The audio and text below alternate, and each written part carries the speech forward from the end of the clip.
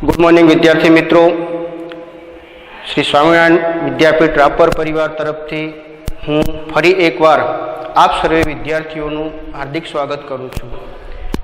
तो मित्रों, आजे आपणे व्याकरण विशेनु थोड़ुंक जे परिचय छे वर्ण परिचय, ए वर्ण परिचय विषे थोड़ुंक जाणीए।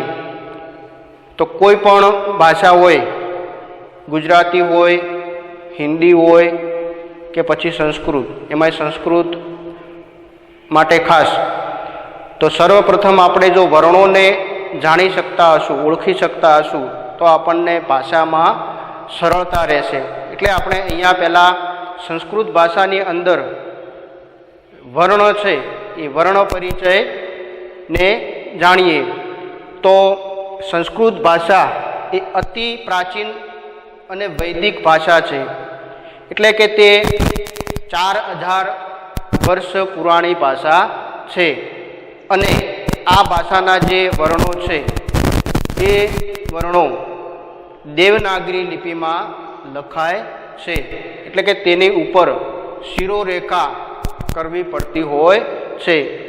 अने आ देवनागरी लिपिने नागरी लिपि तरीके पण आपणे ओळखीए छीए। तो संस्कृत भाषा में कुल 13 स्वर अने 33 व्यंजनों आवेला छे। तो आ स्वर अने व्यंजनों मळीने कुल 46 जेटली संज्ञाओं थाय छे, एटले के 46 संज्ञाओं थाय छे। अने आ संज्ञाओने आपणे वर्ण तरीके ओळखीए छीए। तो हवे संस्कृत भाषानुं जे व्यक्तिए ज्ञान मेळववुं होय, ज्ञान प्राप्त करवुं होय, ते दरेके आ 46 जे वर्णो छे ए वर्णोनो परिचय मेळवવો खूब आवश्यक होय छे। तो आजे आपणे आ जे वर्णो छे ए वर्णोनो परिचय मेळवीशुं। तो पहेला वर्ण एटले शुं? तो वर्ण एटले के एकलो स्वर के एकलो व्यंजन होय एने आपणे वर्ण तरीके ओळखीए छीए। कोई एकलो स्वर होय के एकलो व्यंजन होय त्यारे एने आपणे वर्ण कहीए छीए। सादी भाषामां आपणे अक्षर कहीए। तो जेम के ओ ए स्वर छे, एम को ए व्यंजन छे पण एकला छे बंने, एनी साथे बीजो कोई वर्ण जोडायेलो नथी। एटले आवा जे एकला अक्षरो होय एने आपणे वर्ण तरीके ओळखीए छीए। हवे स्वर, तो स्वर एटले शुं? तो के जे वर्णोनो उच्चार स्वतंत्र रीते अने अन्य कोई पण वर्णनी सहायता वगर थई शके तेने स्वर कहेवामां आवे छे। एटले के स्वरनुं उच्चारण ज्यारे आपणे करीए त्यारे एमना उच्चारण माटे बीजा कोई वर्णनी जरूरियात रहती नथी। सीधे सीधुं जे वर्णनुं उच्चारण थाय तेने स्वर कहेवाय छे। जेम के ओ, आ, ई आ बधा जे स्वरो छे ए स्वरोनुं उच्चारण करवुं होय तो ए सीधे सीधुं थई शके छे, बीजा कोई पण वर्णनी एमां जरूर ऊभी थती नथी। तो आवा स्वरोनी संख्या कुल केटली छे? तो 13। संस्कृत भाषा में कुल 13 स्वर आवेला छे। कया कया? तो अहींया लखेला छे ओ, आ, ई, उ, ए, ऐ, ओ, औ, रु, मोटो रु अने लृ। आ 13 जे वर्णो छे ए 13 स्वरो कहेवाय छे। तो हवे आपणने स्वरमां ख्याल आवी गयो के संस्कृत भाषा में स्वर केटला? तो 13। कया कया? तो अ, आ, ई, उ वगैरह जे 13 स्वरो अहींया लखेला छे ए बधा स्वरो छे। हवे आपणे स्वरना प्रकारो विषे जोईए। तो स्वरना प्रकारो 3 छे। कया कया? तो ह्रस्व स्वर, दीर्घ स्वर अने संयुक्त स्वर। हवे ह्रस्व स्वर एटले के ह्रस्व एटले नाना अने दीर्घ एटले मोटा। तो के जेनुं उच्चारण करती वखते सहज कंपन ओछुं थतुं होय, एटले के एना पर वजन ओछो आवतो होय, एटले के ना आम નાના, તો અ, નાનો ઈ, નાનો ઉ, નાનો રૂ અને લૃ, આ 5 રસ્વ સ્વર છે. અ, ઈ, ઉ, રૂ અને લૃ, આ 5 છે એ કેવા છે? તો રસ્વ સ્વર કહેવાય છે. હવે એના પછી દીર્ઘ સ્વર. દીર્ઘ એટલે મોટો, તો કે આ, મોટો ઈ, મોટો ઉ અને મોટો રૂ, આ જે 4 છે એ કેવા છે? દીર્ઘ સ્વરો છે. એના પછી સંયુક્ત સ્વર. તો સંયુક્ત સ્વરમાં એ, ઐ, ઓ અને ઔ, આ 4 છે એ સંયુક્ત સ્વર કહેવાય છે. હવે સંયુક્ત એટલે કે 2 સ્વરોના બનેલો જે સ્વરો છે એ સંયુક્ત, 2 સ્વરોનું જોડાણ થયેલું છે. અહીંયા દાખલા તરીકે અહીંયા આપણે એ લઈએ તો એ ક્યારે થાય? તો અ વત્તા ઈ બરાબર એ. અ વત્તા ઈ આપણે લઈએ ત્યારે એ બનતો હોય છે, એટલે એ સંયુક્ત છે. કેવો છે? 2ના જોડાણ વાળો. એ પ્રમાણે આ અથવા આ કે અ પછી જો ઈ આવે તો બંને મળીને ઐ થાય છે. આ કે અ પછી એ આવે તો શું થાય? ઐ. એટલે આ જે 4 છે એ, ઐ, ઓ અને ઔ, એ કેવા છે? સંયુક્ત સ્વર છે. તો હવે સ્વર વિશે તમને સંપૂર્ણપણે ખબર પડી ગઈ હશે કે સ્વર કોને કહેવાય, વર્ણ કોને કહેવાય. તો વર્ણ એટલે કે જ્યારે કોઈ એકલો સ્વર હોય કે એકલો વ્યંજન હોય તેને આપણે વર્ણ તરીકે ઓળખીએ છીએ. અને સ્વર કોને કહેવાય? તો કે જે વર્ણોનું ઉચ્ચારણ સ્વતંત્ર રીતે એટલે કે બીજા કોઈ પણ વર્ણોની મદદ વિના થઈ શકે તેવા વર્ણોને સ્વર તરીકે ઓળખવામાં આવે છે. તો એના પછી સ્વરોના પ્રકાર. સ્વરના પ્રકાર કેટલા છે? તો 3. કયા કયા? તો રસ્વ સ્વર, દીર્ઘ સ્વર અને સંયુક્ત સ્વર. રસ્વ સ્વરમાં અ, આ, ઉ, રૂ અને લૃ, આ 5 કેવા છે? રસ્વ છે. એના પછી આ, મોટો ઈ, મોટો ઉ, મોટો રૂ, આ 4 કેવા છે? દીર્ઘ છે. અને સંયુક્ત સ્વરમાં એ, ઐ, ઓ, ઔ. તો આ જે કુલ 13 છે, 13 સ્વરોનું. તો મિત્રો હવે આપણે વ્યંજન વિશે જોઈએ. તો વ્યંજન એટલે શું? તો કે જે વર્ણોનું ઉચ્ચારણ સ્વતંત્ર રીતે નહીં પરંતુ સ્વર વિના થઈ શકે નહીં તેવા વર્ણોને વ્યંજન વર્ણ તરીકે ઓળખવામાં આવે છે. તો આપણે આગળ જોયું કે સ્વરનું ઉચ્ચારણ કરવું હોય ત્યારે સ્વતંત્ર રીતે થઈ શકે છે, બીજા કોઈ પણ વર્ણની એમને જરૂરિયાત ઊભી થતી નથી. પણ જ્યારે વર્ણનું ઉચ્ચારણ કરવું હોય ત્યારે એ સ્વર વિના થઈ શકે નહીં. જેમ કે આપણે ક એવું ઉચ્ચારણ કરીએ તો કની સાથે અનું પણ ઉચ્ચારણ થતું હોય છે. એટલે સ્વરનું ઉચ્ચારણ કરવું હોય ત્યારે સ્વતંત્ર રીતે થઈ શકે છે, પણ વ્યંજનનું ઉચ્ચારણ કરતી વખતે અથવા કરવું પડે ત્યારે એ સ્વર વિના સંભવી શકતું નથી. એટલે કે જે વર્ણોનું ઉચ્ચારણ સ્વર વિના થઈ શકે નહીં એટલે કે સ્વતંત્ર રીતે થઈ શકે નહીં તેવા વર્ણોને વ્યંજન વર્ણ તરીકે ઓળખવામાં આવે છે. ક બોલીએ તો અ આવે, અને કા એમ બોલીએ તો એમાં આ આવે, કી એવું બોલીએ ત્યારે ઈ આવે, અને કુ એમ બોલીએ ત્યારે ઉ સ્વર આવે છે. એટલે કે વ્યંજનનું ઉચ્ચારણ સ્વર વિના સંભવિત બનતું નથી. તો વ્યંજન એટલે આપણને ખ્યાલ આવી ગયો હશે. અને આવા વ્યંજનોની સંખ્યા 33 છે. કેટલી છે? 33. સ્વરોની સંખ્યા 13 છે અને વ્યંજનોની સંખ્યા 33. 13 સ્વર અને 33 વ્યંજન. કુલ 46 વર્ણો આવેલા છે.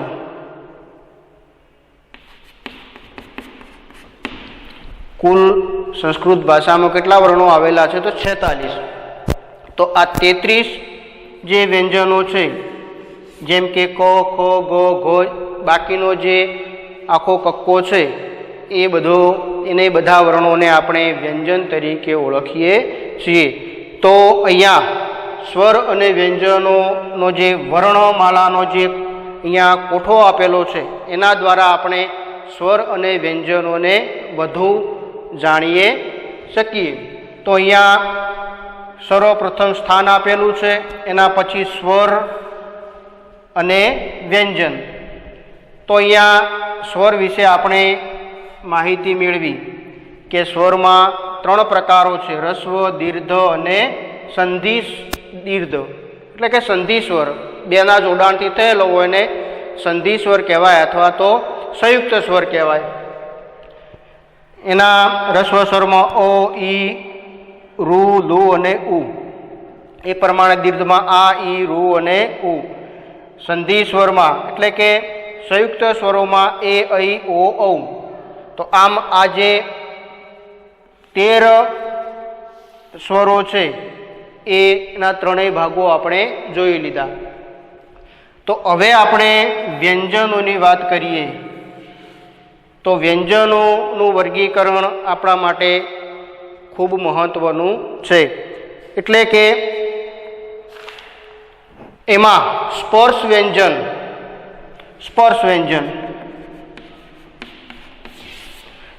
વ્યંજન કોને કહેવાય? સર્વપ્રથમ આપણે જાણી લઈએ કે સ્પર્શ અને અસ્પર્શ વ્યંજનો કયા? તો જે કથી લઈ અને જે મ સુધી, એટલે કે અહીંયાથી લઈ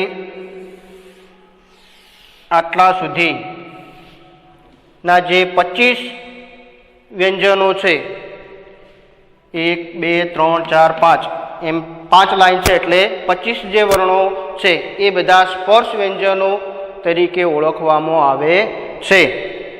તો આ જે 25 વર્ણોનું આપણે ઉચ્ચારણ કરતા હોઈએ ત્યારે જે આપણા મુખમાં રહેલી જે જીભ છે એ જીભ મુખના જુદા જુદા ભાગોને સંપૂર્ણ રીતે સ્પર્શ કરતી હોય છે, એટલે આને આપણે સ્પર્શ વ્યંજનો તરીકે ઓળખીએ છીએ. આ 25 જે વર્ણો છે એને આપણે સ્પર્શ વ્યંજન તરીકે ઓળખીએ છીએ, કારણ કે આ જે વર્ણોનું ઉચ્ચારણ કરતી વખતે જે આપણી જે જીભ છે એ જીભ એ મુખના જે અલગ અલગ જે ભાગો છે એ ભાગોને સંપૂર્ણ રીતે સ્પર્શ કરે છે. આના કારણે આપણે આને સ્પર્શ વ્યંજન તરીકે ઓળખીએ છીએ. તો અહીંયા સંસ્કૃત ભાષામાં જે વર્ગોમાં 4 વર્ગો પાડેલા છે: ક વર્ગ, ચ વર્ગ, ટ વર્ગ, ત વર્ગ અને પ વર્ગ. આમ 5 વર્ગો છે. જે 25 જે સ્પર્શ વ્યંજનો છે એમાં જે 5 ભાગ, વર્ગ એટલે કે ભાગ, 5 ભાગો છે. હવે આપણે અસ્પર્શ વ્યંજન કોને કહેવાય? તો કે જે વર્ણોનું ઉચ્ચારણ કરતી વખતે જીભ છે એ મુખના જુદા જુદા ભાગોને સંપૂર્ણ રીતે સ્પર્શ કરતી નથી, તેવા જે વ્યંજનો છે એને અસ્પર્શ વ્યંજન તરીકે ઓળખવામાં આવે છે. તો જે વર્ગ બારના જે વ્યંજનો છે, જેમ કે ય, ર, લ, વ, સ, સ, અને હ, આ બધા જે 8 વર્ણો છે એ કેવા છે? તો અસ્પર્શ વ્યંજનો છે. તો સ્પર્શ વ્યંજન કોને કહેવાય અને અસ્પર્શ વ્યંજન કોને કહેવાય એ હવે તમને સમજાઈ ગયું છે. એના પછી ઘોષ અને અઘોષ. ઘોષ કોને કહેવાય અને અઘોષ કોને કહેવાય? તો કે વ્યંજન ધ્વનિઓના ઉચ્ચારણ કરતી વખતે જે આપણું નાડતંત્રીઓનું જે કંપન છે એ કંપન પણ મુખમાં અગત્યનો ભાગ ભજવતું હોય છે. તો જ્યારે આપણે કોઈ વર્ણોનું ઉચ્ચારણ કરતા હોઈએ ત્યારે જે આપણું નાડતંત્રીઓનું કંપન ઓછું થતું હોય એને અઘોષ કહેવાય, અને જે વર્ણોનું જે અવાજ ઉચ્ચારણ કરતી વખતે એનું જે કંપન છે એ કંપન વધુ પડતું થતું હોય તેને ઘોષ વ્યંજન તરીકે ઓળખવામાં આવે છે. એટલે કે કોઈ અક્ષર ઉપર ભાર વધારે આવતો હોય તો એ ઘોષ છે, અને એને બોલવામાં વજન ઓછું આવતું હોય વર્ણ ઉપર એ ઘોષ કહેવાય છે. તો એના પછી અલ્પ પ્રાણ અને મહાપ્રાણ.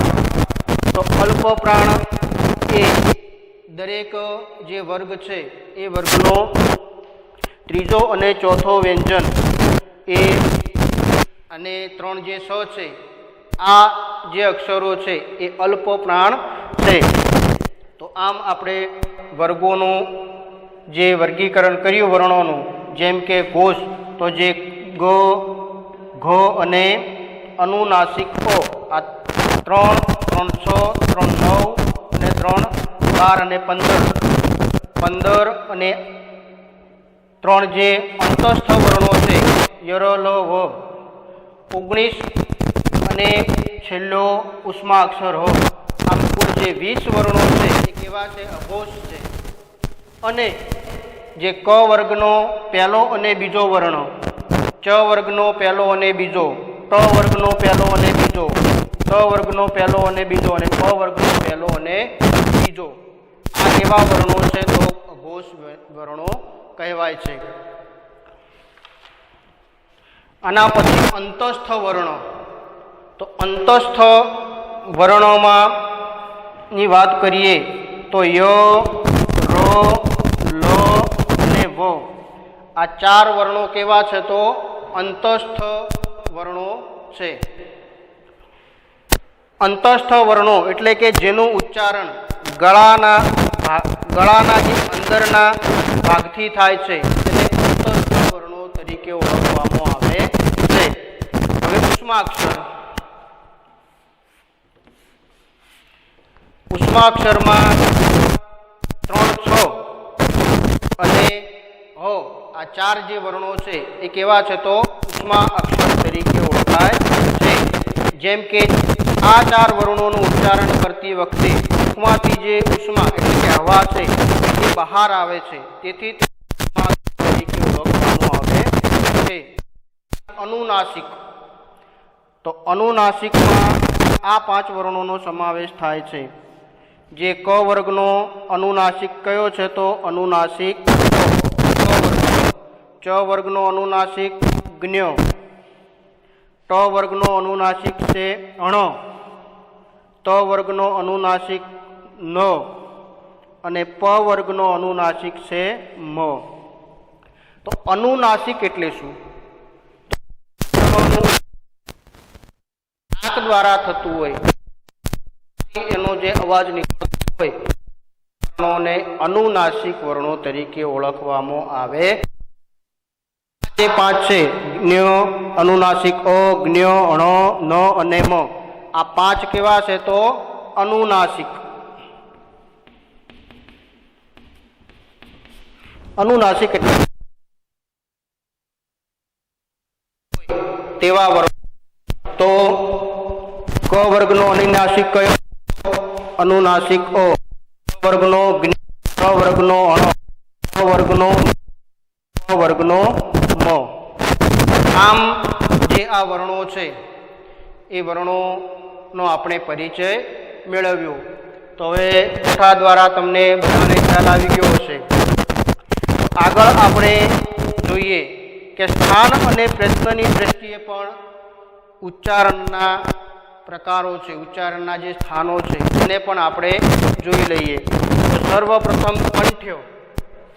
કંઠ્ય વર્ણો કયા? કંઠ્ય વર્ણોમાં ઓ, આ 2 સ્વરો, બાકીનો જે કો, ખો, ગો, ઘો અને ના સિવાય હો, આ બધા કેવા છે? કંઠ્ય વર્ણો છે. તો કંઠ્ય વર્ણ એટલે કે જેનું ઉચ્ચારણ જીભ છે, જે વર્ણોનું ઉચ્ચારણ કરતી વખતે જીભનું જે મૂળ કોમળ ભાગ છે એ તાળવાને સ્પર્શ કરીને કંઠમાંથી ધ્વનિ ઉત્પન્ન થાય છે તેવા વર્ણોને કંઠ્ય વર્ણો તરીકે ઓળખવામાં આવે છે. તો કંઠ્ય વર્ણોમાં સીધી જે આમ આડી લાઈન છે અ આ બે સ્વરો ક ખ ગ ઘ અનુનાસિક આ વર્ણો કેવા છે? તો કંઠ્ય વર્ણો છે. એના પછી તાલવ્યો. તાલવું એટલે કે તાળવું. તો તાલવ્ય વર્ણો કે જેનું ઉચ્ચારણ કરતી વખતે જીભનો જે મધ્ય ભાગ છે તે મધ્ય ભાગ કઠોર તાળવાનો સ્પર્શ કરીને ધ્વનિ ઉત્પન્ન કરે છે તેને કંઠ્ય વર્ણો તરીકે ઓળખવામાં આવે છે. તો આવા કંઠ્ય વર્ણોમાં ઈ અને મોટો ઈ, એ અને ઐ, ચ છ જ જ જ્ઞ ય છ, આ બધા કેવા છે? તો કંઠ્ય વર્ણો છે. એના પછી મૂર્ધા એટલે કે મૂર્ધન્ય. તો મૂર્ધન્ય કે જેના ઉચ્ચારણમાં જીભનો જે અગ્ર ભાગ છે એ ઊંધો વળીને સહેજ કઠોર તાળવાના કોઈ પણ ભાગને સ્પર્શ કરે છે ત્યારે અને જે ધ્વનિ ઉત્પન્ન થાય છે તેને મૂર્ધન્ય વર્ણો તરીકે ઓળખવામાં આવે છે. તો આવા વર્ણો છે રૂ, મોટો રૂ, ટ, ઠ, ડ, ઢ, ર અને સ. આ બધા કેવા છે? તો મૂર્ધન્ય વર્ણો છે. મૂર્ધન્ય એટલે કે મુખમાંથી જે નીકળે તે. એના પછી દંત્ય વર્ણો. તો દંત્ય વર્ણોમાં રૂ, ત, થ, દ, ધ, ન, લ અને સ. આ વર્ણો કેવા છે? તો દંત્ય છે. દંત્ય એટલે કે જેનું ઉચ્ચારણ કરતી વખતે જીભ છે દાંતને સ્પર્શ કરીને જે ધ્વનિ ઉત્પન્ન થાય છે તેને દંત્ય વર્ણ તરીકે ઓળખવામાં આવે છે. એના પછી ઓષ્ઠ. ઓષ્ઠ એટલે કે ઓઠ. તો એમાં છે ઉ બે સ્વર અને પ, ફ, બ, ભ અને મ. આટલા જે વર્ણો છે એ કેવા છે? તો ઓષ્ઠ વર્ણો છે. આ વર્ણોનું ઉચ્ચારણ કરીએ ત્યારે બે ઓઠ ભેગા થતા હોવાના કારણે આવા વર્ણોને ઓષ્ઠ વર્ણ તરીકે ઓળખવામાં આવે છે. આ સિવાય કંઠ્ય અને ઓષ્ઠ, કંઠ અને ઓષ્ઠ વર્ણો પણ આવેલા છે. જેમ કે ઓ અને ઔ. આ બે કેવા છે? તો કંઠ્ય અને ઓષ્ઠ વર્ણો કહેવાય છે. આ સિવાય દંત્ય અને ઓષ્ઠ જે વ છે એ દાંત અને ઓઠ બંને ભેગા કરીએ ત્યારે વનું ઉચ્ચારણ શક્ય બને છે એટલે એને દંત્ય અને ઓષ્ઠ વર્ણ તરીકે ઓળખીએ છીએ. તો આ હતું જે આપણું વર્ણ પરિચય, વર્ણોનો પરિચય, સ્વર અને વ્યંજન. તો હવે આપણે સ્વર અને વ્યંજનમાં તમને બધાને બરોબર ખ્યાલ આવી ગયો હશે કે સ્વર કોને કહેવાય અને વ્યંજનો કોને કહેવાય, દીર્ઘ કોને કહેવાય અને રસ્વ કોને કહેવાય, સંયુક્ત સ્વર કોને કહેવાય. એ પછી જે વ્યંજનોની વાત કરીએ તો વ્યંજનોના વર્ણોનો પણ તમને ખ્યાલ આવી ગયો હશે કે સંસ્કૃત ભાષામાં કુલ કેટલા વ્યંજનો આવેલા છે? 33 વ્યંજનો. સ્વર કેટલા આવેલા છે? તો 13. અસ્તુ. જય શ્રી સ્વામિનારાયણ.